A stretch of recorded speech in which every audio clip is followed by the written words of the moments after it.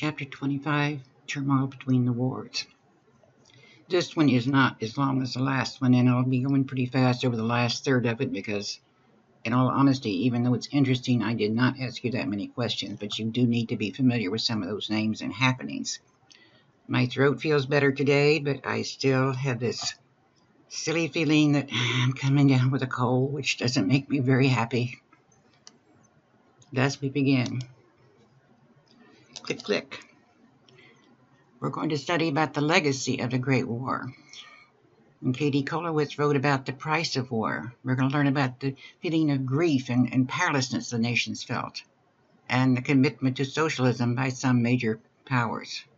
We're going to watch the near collapse of democracy and the rise of authoritarian dictatorships, all within a short 1 decade span.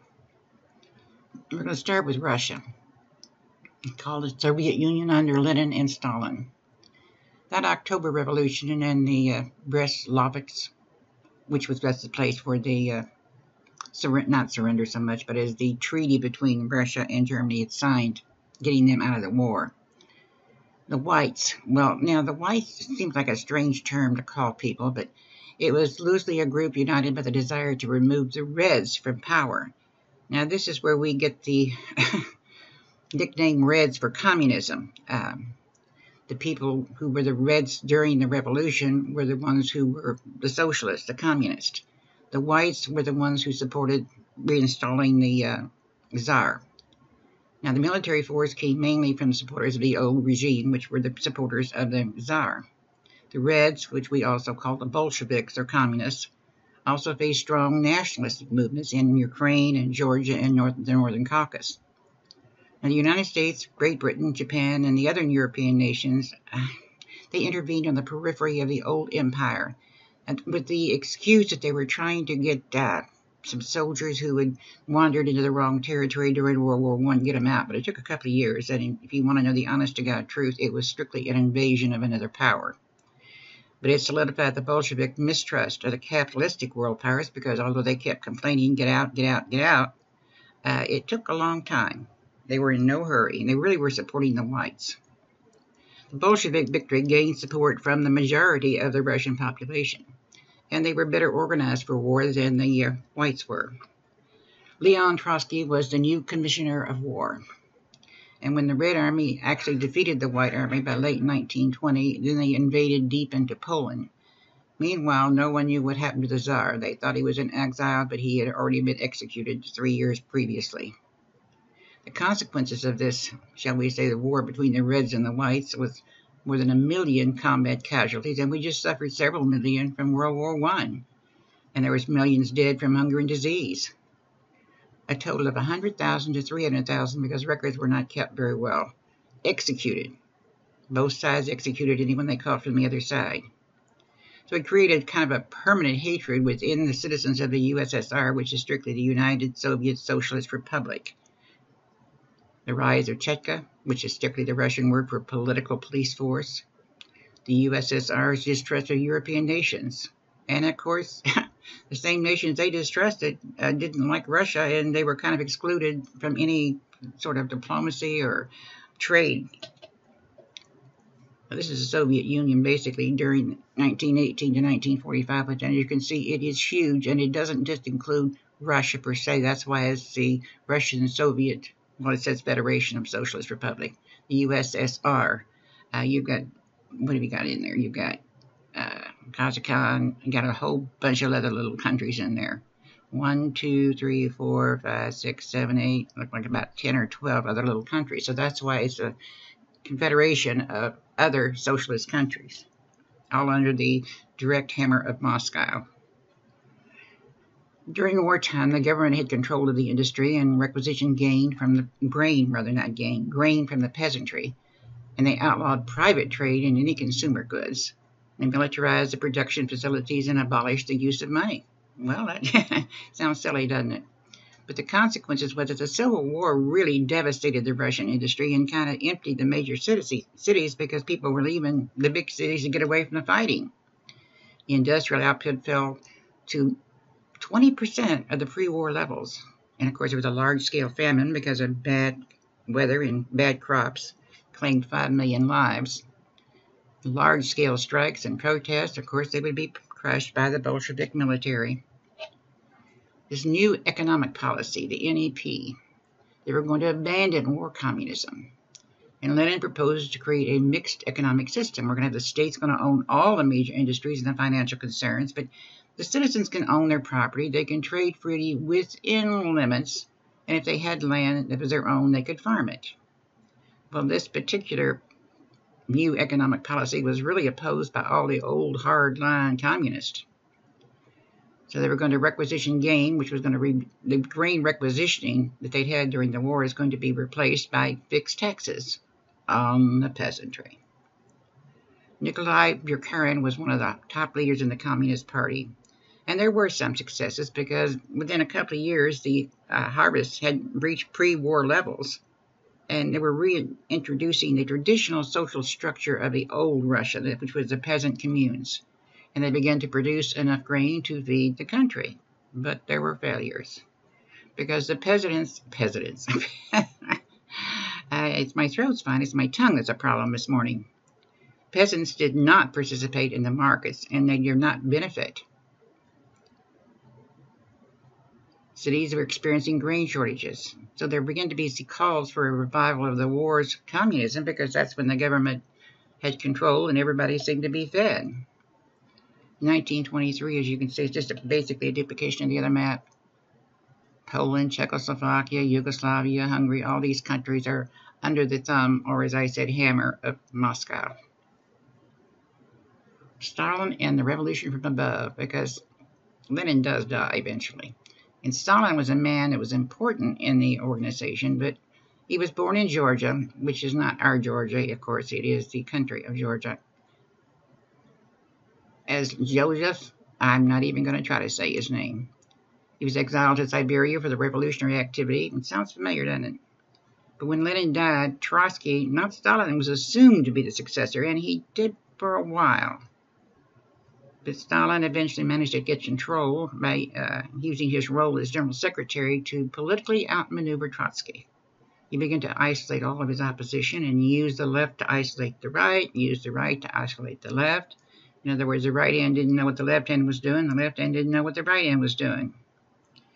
But by 29, Trotsky and Bukharin, who was one of Lenin's supporters, were removed from positions of power. And the new economic policy had been abandoned, moving more and more toward collectivization. But they also increased the tempo of industrialization, which they had been very slow to do. Now, this is a picture of Mr. Stalin. He looks very sophisticated and very hard line, like, you know, he is the boss, he knows it, and he's going to do a good job, or so he thinks. Collectivization was pretty much completed by 1935, and that's where local party and police officials are going to force the peasants or force the poor people to join a collective farm after another disastrous harvest. But the peasants resisted, and between 29 and 33 there was 1,600, shall we say, large-scale rebellions or disagreements. And the peasants began to actually slaughter their livestock rather than turn it over to the farms. Now, kulak, K-U-L-A-K-S, is strictly the Russian name for the large landowners. They're going to liquidate them. Over 1,500,000 were forcibly removed from land and usually imprisoned or killed.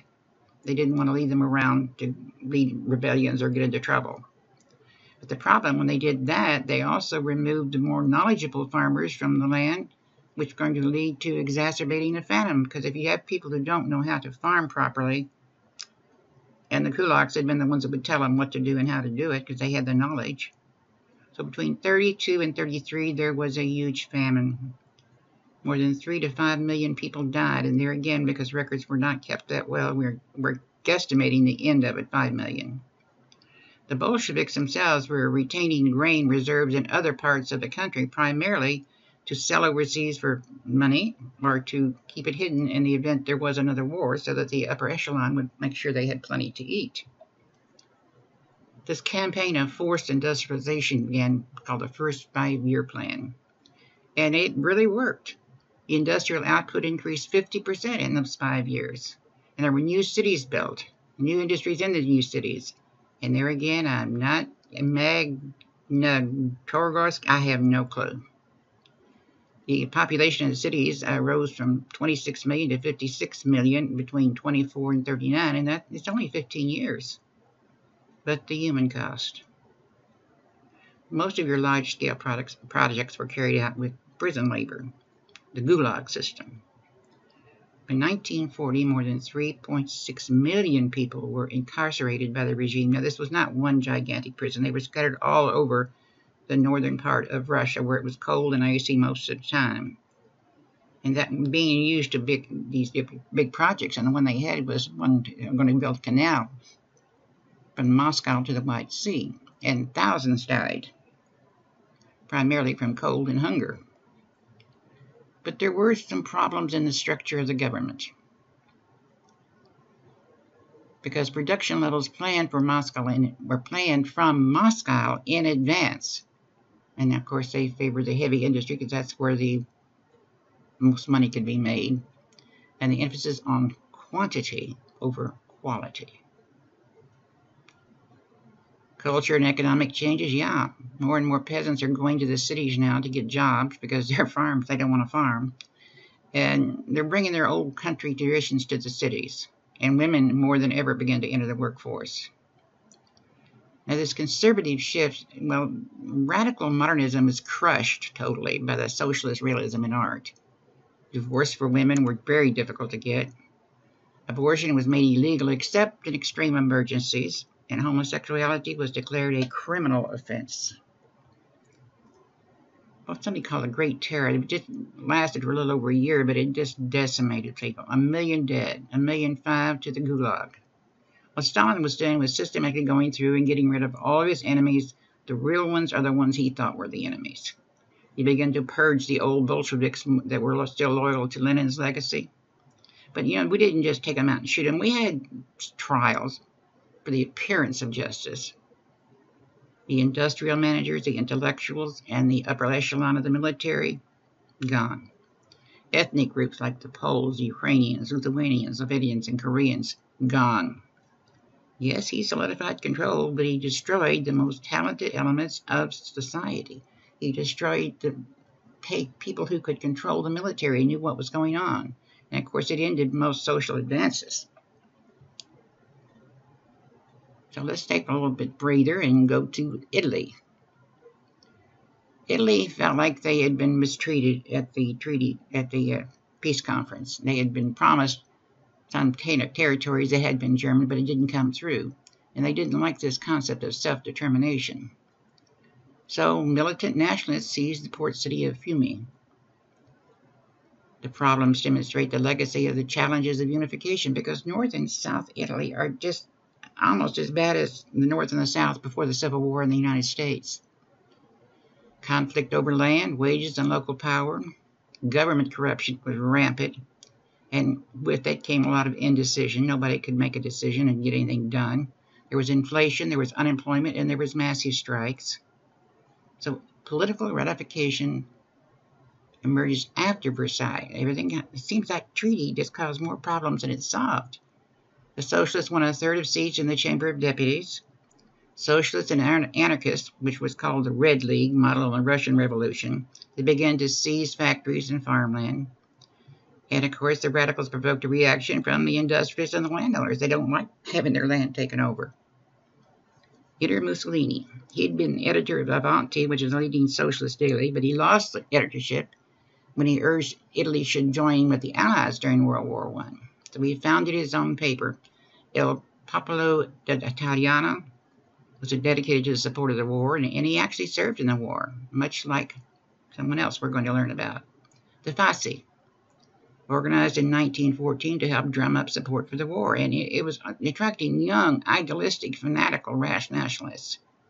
And the term that they're using, they want Italy to go back to the glory days of Rome thousands of years ago. And Mussolini elected to parliament in late 1921. Now, the fascist platform was universal suffrage. That sounds good. 8-hour workday. That sounds good. And a really high inheritance tax. But their support came from not good propaganda. It actually came from violence and intimidation. But it did gain respect of the middle class and the landowners because it seemed to calm things down a little bit. It began to repress any radical movement of workers and peasants, and of course it attacked all socialists. Communism was a dirty word. There was increased violence and turmoil in the nation as the fascists would begin to wear black shirts to identify themselves. They would clash with the socialists/communists. Everybody hated the communists. I don't think they hated communists as much as they hated Russia. And the citizens, the people of the cities and houses and farms, are beginning to look for solutions to get some kind of stability. We can't go on like this. So the fascists marched on Rome in October of 22, and 50,000 black shirts marched promising peace and the nation. If. And of course, this was a big threat to the prime minister and the king, and yes, Italy had a king at that time. Reluctantly, King Victor Emmanuel III invited Mussolini to form a cabinet. Invited. Yeah, with his gun to his head. You know how that goes.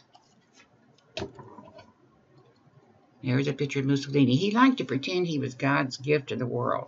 He liked nothing better than standing without his shirt on and with his hands on his hips and looking to the gods. You know, he was going to be the savior of the nation.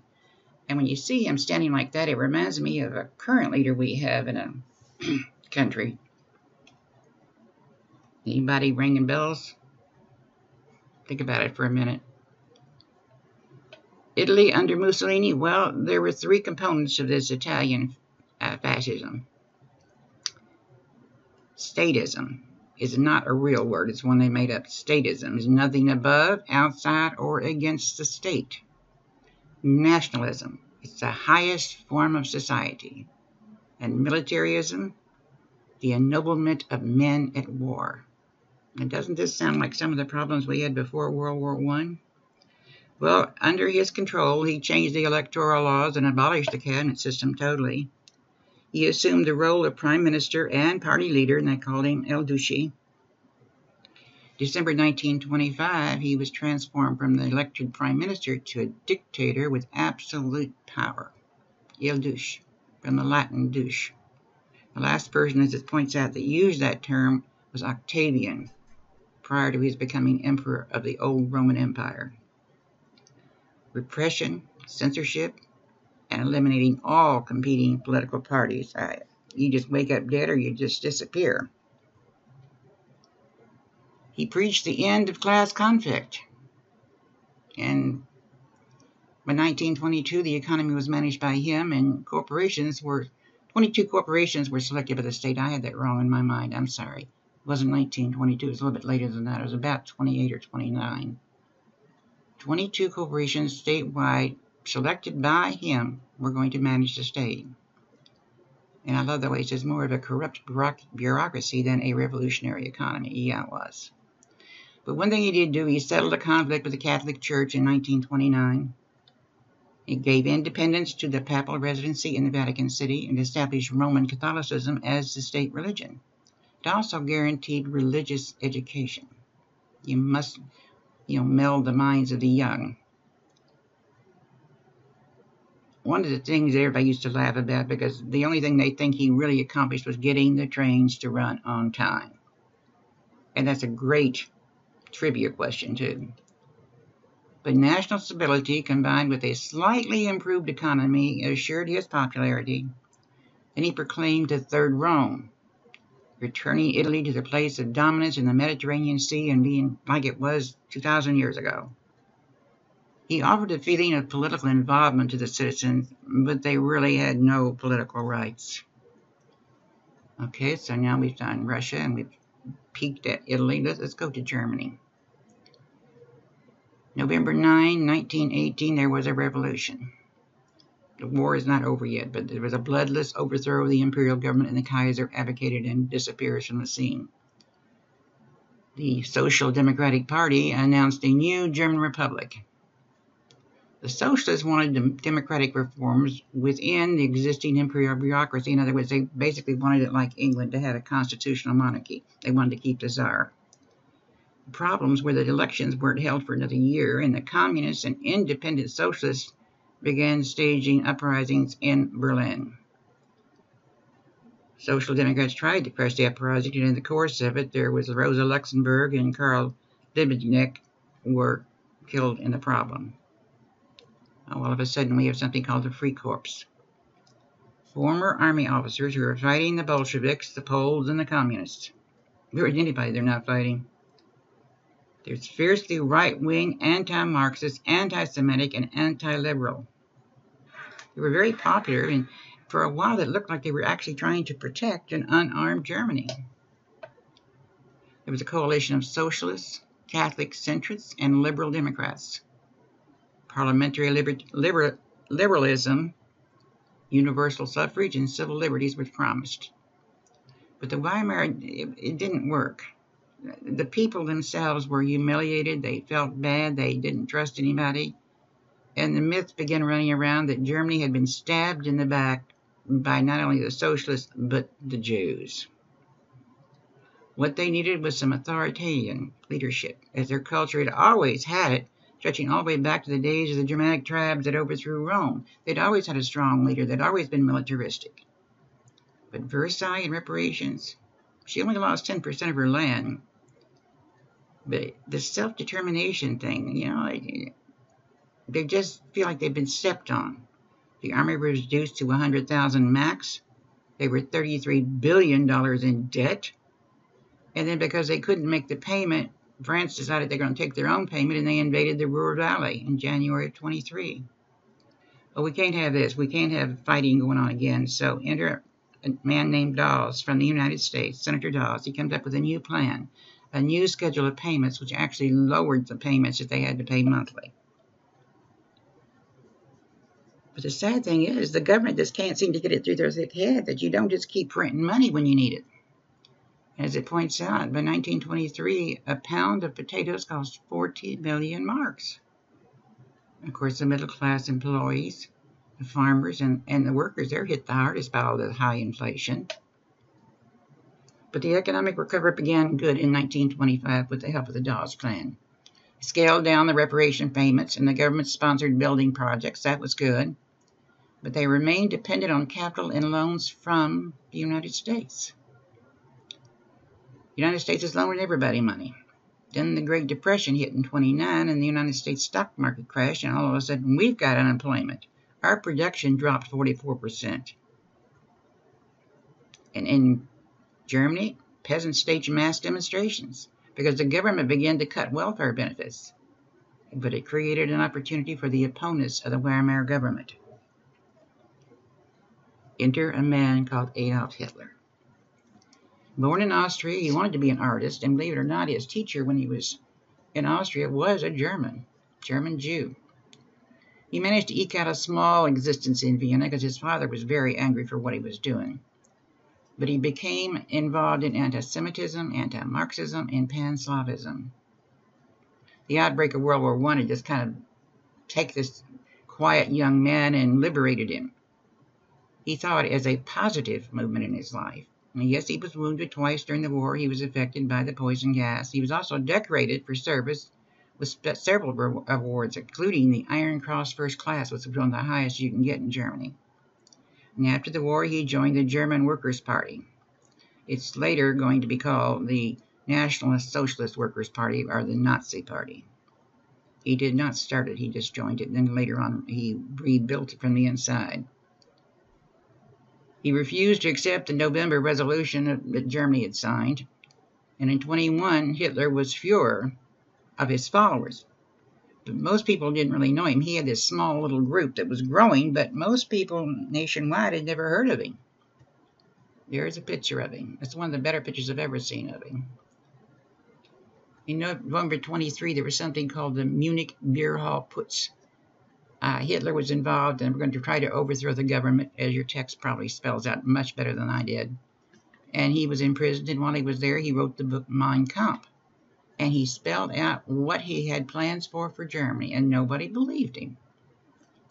But he did recognize the Nazis would have to play politics in order to win control of Germany before they could implement his plans.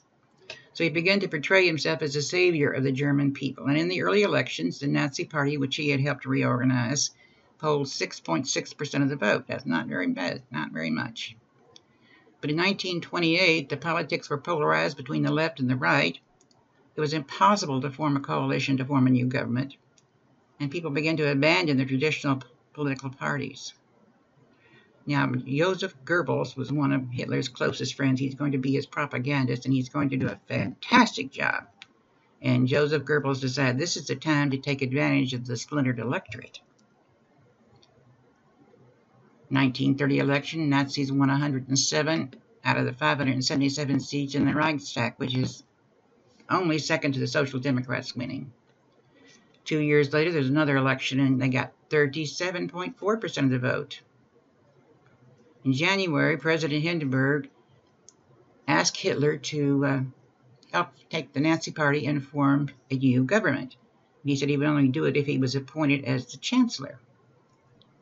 Well, President Hindenburg thought, well, if we can get a coalition going and get the government set up and going, this is fine. And Hitler's a young man. He's not that experienced in politics. We'll be able to control him.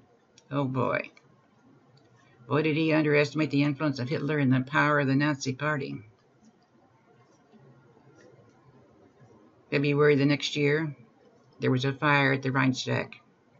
It was actually set by a Dutch anarchist, but Hitler used it as an excuse to say that communists had done it. And he suspended the civil rights, which was a right he had as prime minister under the Constitution, Article 48. In March that same year, 1 month later, we hold new elections. And because of the threat of terrorism by the communists, Hitler was granted unlimited power for 4 years, and he pronounced the Third Reich. He got what he wanted. See, he's systematically disassembling the German government, doing it legally, because he knew, and the people in government knew, that this fire started at the government building had not been done by the communists.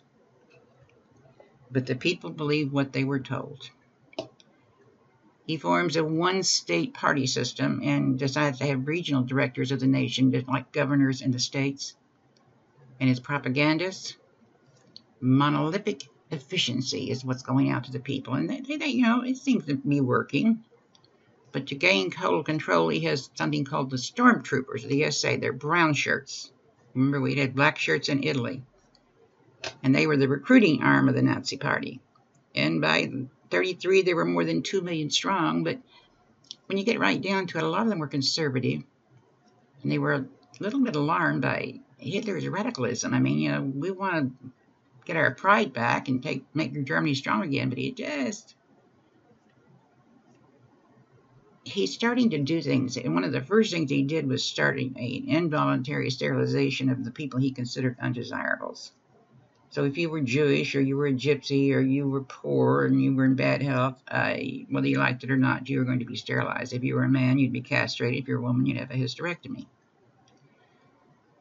But in 1934, called the Night of the Long Knives, headed by Heinrich Himmler, this is another one of the close buddies. They was a very close set. They set up a system of concentration camps and established the Gestapo. Now, this is a state secret police, and they're not going to wear brown shirts. They're going to be dressed in black with black hats and bulges under their arm. But a sizable popular support for Hitler and the Nazi Party, because he keeps playing off the fears of communism in Russia. Communism in Russia. But he has an idea. He's got a plan. What we're going to do is we're going to full-scale rearm our country. We're going to restore and adapt traditional German pride in our military. We're going to invent and create and manufacture new weapons of war. And the government's going to spend a lot of money in the military technology. We're also going to take care of the public works. We're going to have massive national buildings and parks and bridges. And we're going to control the market to stop inflation. We're going to stabilize this currency nonsense. And he effectively sealed Germany off from the world economy totally. But unemployment dropped from 6 million to under 200,000 in less than a decade. That's remarkable. America's magazine, Time, made Hitler Man of the Year in 1938 for all he had accomplished in Germany. People at Time magazine were extremely naive. And of course, he's going to move to end class conflict, which sounds great. He outlawed trade unions and strikes. He froze the wages, and I say he did, not the government. He did. On his order, he organized workers and employers into a national labor front. And of course, the popular organizations are going to cut across class lines. And then what's the best way to change people's way of thinking? You start with the youth. He established something called the Hitler Youth. And it was an organization that I think the boys over the age of, I remember I was 8, had to join this. And they were indoctrinated. And there was the National Labor Service. And women were encouraged to get out of the labor force, go home and have babies like you're supposed to. But Nazi racism drew on, shall we say, the social Darwinism of the 19th century. And social scientists took radical thinking into brand new, unexplored, unknown, and unproven territories. The idea of eugenics. Oh, yes. It was very popular across the West. Used for racial quotas and limitation for immigration in a lot of countries. But Hitler's going to carry it a step further. He invites, shall we say, racially pure Germans, white, blue-eyed, blonde, to mate with other white, blue-eyed, blonde Germans to create the master race. Strange as it may seem, the anti-Semitism, well, the medieval Christian had anti-Semitism. They were joined by the nationalist anti-Jewish theory. The Jew was an outsider. Then they had that big trial in France, the Dreyfus Affair, where we were blaming Jews for all the evils of modern society. And the wave of late 19th century pogroms. Did anyone look up the word pogroms? It's a French word. It simply means extermination, elimination. Basically what we're doing is racial elimination. And they felt that if you were a Jew and you converted to Christianity, that didn't do any good because you can't change your biology.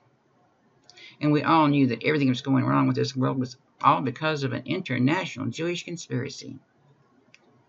So to fix that, we're going to really fix it. We're going to go in here and we're going to pass laws. We're going to exclude Jews from any public office. It doesn't matter that they are German born and they have been Germans in their family for hundreds of years. They're Jewish. And in the city of Nuremberg, they issued what they call the Nuremberg Decrees, which deprived Jews of German citizenship. You couldn't marry outside of, you couldn't marry anything but a Jew. You couldn't be a teacher. You couldn't be a doctor. You can't be in the government. They haven't started wearing the yellow star yet, but it's not far off. In November of that year, 38, Kristallnacht. Now, the Germans love to put two words together. Crystal is just exactly what it sounds like. It's glass. And Nacht is German for night. Night of the broken glass. And I don't know if I've given you the exact figures here or not. No, I didn't. Hundreds and hundreds of Jewish businesses were destroyed. Jewish synagogues were destroyed. I think something like 7,000 were actually put in concentration camp. So we've looked at Italy, we've looked at Germany, and we've looked a little bit at Russia. Let's look at the rest of the participants in the Great War. It was perceived negatively by both Great Britain, France, and the United States. But France and the British empires were protected from self-determination after the war because they already had a lot of voting. The USA, it protects discrimination at home because of the Jim Crow laws still applied even to returning soldiers who were black. And the failure to liberate the empires, the colonial empires, sets the stage for a lot of anti-colonial activity. The empire impacts France and Britain at home as well as abroad. And there's massive population shifts from Europe to the United States, Australia, and New Zealand. Mexicans and Central Americans moved north into the United States.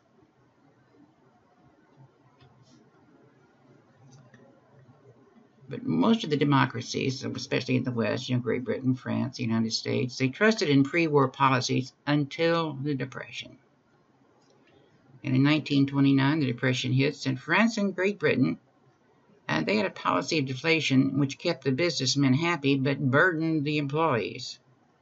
There was class conflict, there was labor problems. There was a reduction in the wages and a decline in the standard of living for the common man. In Britain, because of the resentment all this was causing, the Labour Party makes victories in 24 and 29. And in France, the initial refusal to bargain with the unions was followed by a social insurance program. But the United States were a bastion of conservatism. And we had 3 presidents during the 20s, Harding, Coolidge, and Hoover.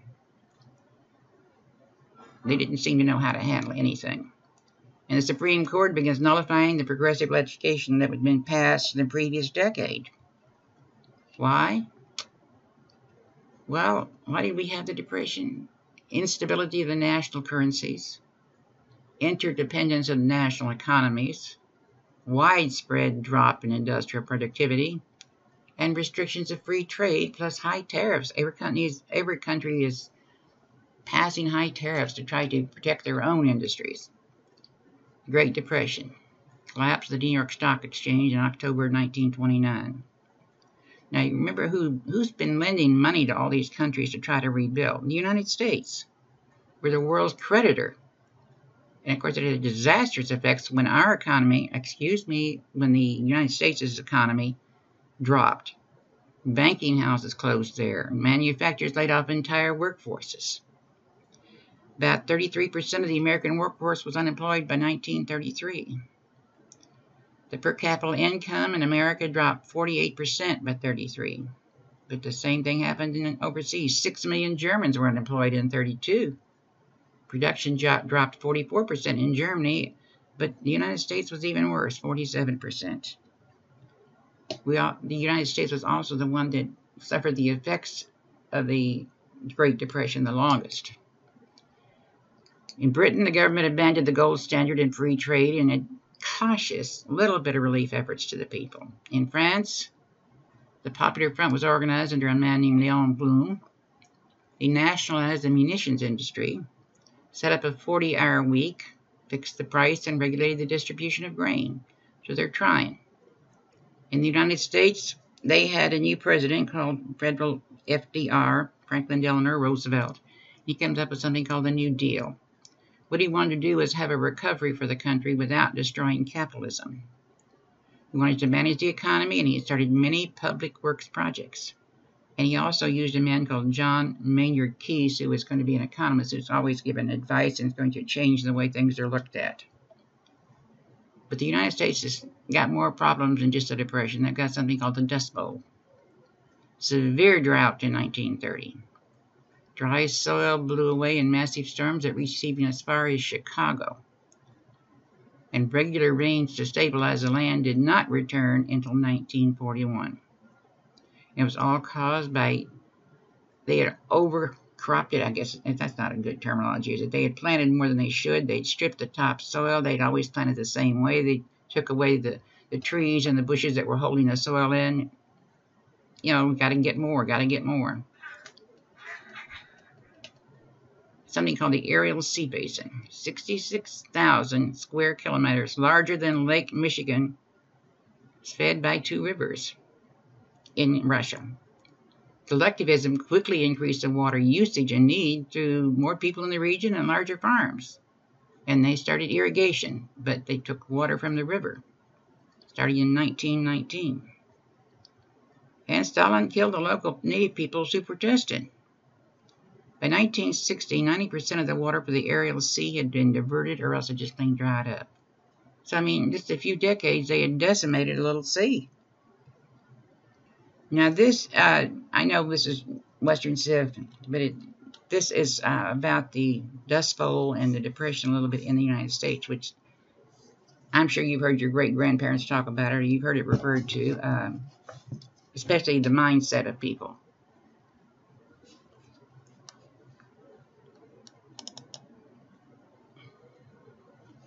Because it took the war to get the United States out of the Depression.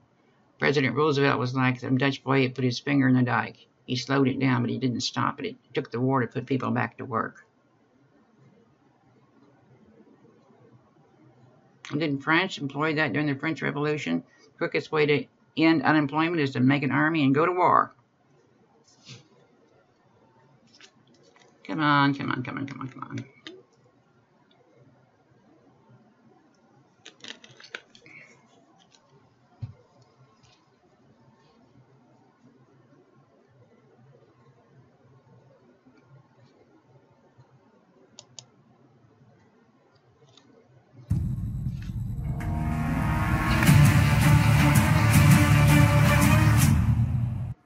During the 1930s, dust storms ravaged the Great Plains. The worst of these became known as Black Sunday. When did Black Sunday happen? Just how bad was it?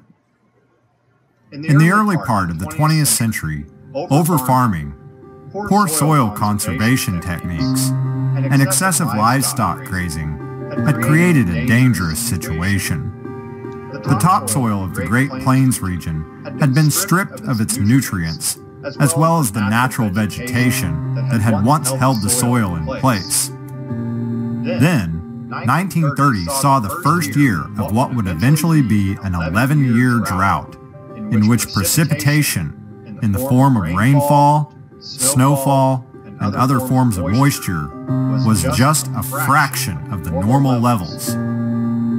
These factors combined to dehydrate the soil and turn it into a fine, powdery dust.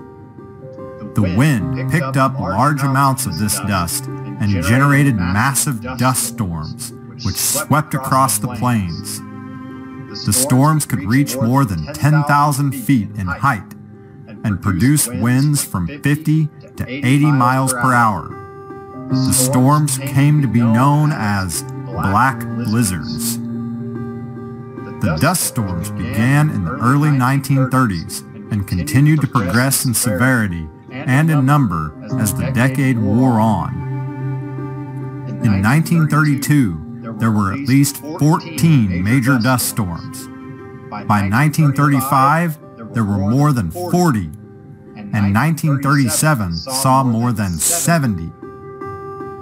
Historical records of the era were not kept accurately, and some speculate that there may have been more than 100 dust storms in one year. The worst of these dust storms occurred on April 14, 1935. The storm blew away an estimated 300 million tons of topsoil in just a few days. The sky became so filled with dirt that the sun could not be seen. Some witnesses described the event as a wall of dirt that the eyes could not penetrate. This storm became known as Black Sunday. The dust storms affected more than just the Great Plains region. Eastern cities such as Chicago, New York City, Boston, and Washington, D.C. also experienced these massive storms. The skies became so dark that streetlights were needed during the daytime, and there are even reports that the snow was red in Boston because the snow was mixing with the soil from a dust storm. Even sailors in the Atlantic Ocean report finding as much as a quarter-inch of dust on the decks of their ships from these massive storms. Citizens across the nation lived in fear of when the next dust storm would come. As the events became much more commonplace, many learned to recognize the origin of the dust storm by the color of its dirt. Brown dust storms were from Kansas or Nebraska, gray from Texas, and red dust storms were from Oklahoma. By the late 1930s, the dust storms began to reduce in number. Increased use of soil conservation methods, as well as much-needed rainfall, helped to bring the dust storms to an end. However, the damage that had been done was irreparable. Scientists estimate that roughly 30 billion tons of the most nutrient-rich topsoil in the world had simply blown away.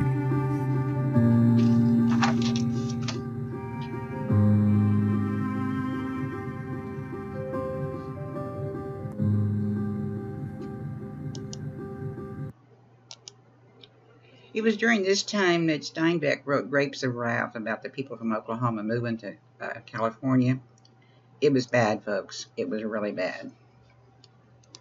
And it didn't just affect, as he said, the United States. It caused effects everywhere. Now, the interwar intellectuals, you should be familiar with all these names a little bit, but I did not ask you a lot of questions, so we're going to go through it rather fast. They rejected the tradition and began experimenting with new forms of expression. Interwar intellectuals were disillusioned by the war. full of frustration and cynicism and disenchantment. Ernest Hemingway, the one I mentioned to you last chapter, wrote The Sun Also Rises and the Lost. He was considered one of the lost generation. He was the one I mentioned to you, like I said, last chapter. T.S. Eliot, The Waste of Land, where life is a living death. And Bertolt Brecht wrote plays depicting the cynical corruption of the elites. English James Joyce wrote Ulysses, Stream of Consciousness, and of course Virginia Woolf's criticism of the elite institutions. And the war artists, well, they paralleled also in literature. Expressionist paintings did not need to represent anything in particular, and this is where I have problems with it. I know some people love it, but I am of the generation that when I look at a portrait or a painting, I want to be able to know what it's saying. I don't want it to just invoke a feeling that takes me a while to figure out what it is. They had abstract paintings, which they call improvisation. George Grosz satirized the Weimar government and, of course, got in big trouble for it. The Dadaist. Oh, dots on paper doesn't do anything to me. He rebelled against the very idea of the aseptic principles based on reason, and rejected all forms of artistic convention. They were haphazard fabrications, they said. You couldn't see my hands go boo, boo, boo, boo. Marcel Duchamp, Max Ernst, and Hans Arp, all of them. Meaningful and playful works of expression. Were they really expressions of the unconscious mind, or were they just being playful, trying to go against tradition, like teenagers rebelling against their parents? I don't know. The artist, art for mass audiences. Diego Rivera, Jose Clement Abruzzo, Thomas Hart Benton, Reginald Marsh. They were more realistic. I mean, they weren't pleasant paintings. They were depicting the social conditions of the modern world. I mean, they would paint a picture of a town with the alleys and the trash cans overturned and clothes hanging on the line, and the hopes and struggles of ordinary people. But at least when you looked at their paintings, you knew what they were saying. And in architecture, we had functionalism. Well, that's good. The appearance of something should reflect what it's going to be used for. I'll go along with that. Ornamentation to reflect an age of science and machines. Walter Gropius and Bacchus, with international style, explored the use of the new materials we had. We went, from steel to iron, and we're going to the high-grade plastics and things. And scientific developments. Oh man, it seemed like in the 20s and 30s, every time you turned around, there was something in a newspaper, both in the United States as well as Europe, about some new discovery that's being done. Albert Einstein, a German scientist, revolutionized modern physics. He began to challenge our beliefs about the universe, and maybe there's such a thing as time travel. New ways of thinking about space and matter and time and gravity, and that famous equation, E = mc squared. Energy equals mass squared. It paved the way to split the atom, and entered James Chadwick. He discovered the neutron in 1932, which was an ideal tool for splitting the atom. Otto Hahn and Fritz Strassmann split atoms of uranium, causing a chain reaction. Werner Heisenberg, and all these names seem to be German, don't they? The Germans are a very smart group of people, and that's where we got most of our really brilliant scientists from, was directly from Germany or through their descendants. Heisenberg and the uncertainty principle. Relativity and uncertainty as metaphors for the ambiguity of modern life. There's things going on, we read about them and discuss them, but we don't really know what they mean. Now, the term mass culture, I like this. It can be misleading, because it doesn't always mean everybody all the time. But there's a rise of what we call mass media. And because of it, you get mass politics as a fact of life. It's in the paper every day. It's on the radio every day. And it cuts across class lines, ethnicity and nationality, democratic and authoritarian possibilities. I mean, it's in the paper, so it must be true, right? But then the radio. Oh, that's the one that a lot of these countries hated, because how are you going to stop me from listening to a radio in my home? In Europe, broadcasting rights were owned by the government. In the United States, broadcasting was managed by corporations, and it became a national soapbox for politicians. Do you understand the term soapbox? England was the greatest manufacturer of soap, and they shipped soap products in wooden boxes. Now, when you talk in front of a group, if you're talking at the same level, the people in the back don't hear you. You need to stand up so your voice carries over the heads of the people in the front. So they used to call it soapbox politicking because somebody would always carry a box around with them so you could stand up on the box and reach the people in the back. The new ritual of political life is communication and persuasion. Exactly. And of course, advertising became the most modern of art forms because how are we going to know we need something if we don't learn about it? Like when I go into a store, and I went into a new store this past weekend, and I didn't know I needed all that stuff till I got in the store and got to see it. But the visual images are going to replace the older plain ads. With efficient communication, you can streamline and standardize and reach more people. And you're going to draw on modern psychology. Now, you know as well as I do, don't you love to watch commercials that have babies and puppies in them? Oh, I'll watch those a lot quicker than I'll watch something else. Now, France and Italy had very strong film industries. Young people today can't understand how great the silent black and white films were. They were choppy, they were very expressive, but it was something we'd never had before. And be able to sit down in a place that was cool, because a lot of places had, public businesses had air conditioning, and for 30 minutes or so, you're dreaming away. Sound wasn't added to the movies until 1927, and when that happened, a lot of the people who'd been big stars in the silent films lost their jobs because their voices did not match their appearance. The U.S. film industry gained a competitive edge early in the Europe market because of the size of the home market in the United States. There's huge investments in equipment and distribution systems. And then, of course, it's developed the Hollywood star system. But Germany had the actual best equipped studios. Universal in Film, F.W. Murnau, Franz Lang. These are all film companies, really good ones, because the Germans were really making some good stuff. And the Nazis took control of them. And a lot of the talented people who were in the film industries, writing, directing, or acting, fled from Germany. And they didn't all come to the United States, but a lot of them did. Like Greta Garbo, I want to be alone. The Americanization of culture. Well, it's working for us, so why shouldn't we spread it and share it? But the Europeans thought it was a threat to their culture. But it was always introducing Europe to new ways of life and new images of femininity. Now, authoritarian governments rejected these developments. Stalin and the socialist regime, realism, forces were innovative in Russian filmmakers to create conventional pro-Soviet films. Mussolini and the classic Kirch were very accepting of modern art, but not as much as the United States would have liked. Hitler despised the modern art as decadent. The Nazis equated the modernism with the modern art in the movies was international Jewish conspiracy. And the irony is that most of the big studios were owned by Jewish businessmen. The Bacchus School art closed.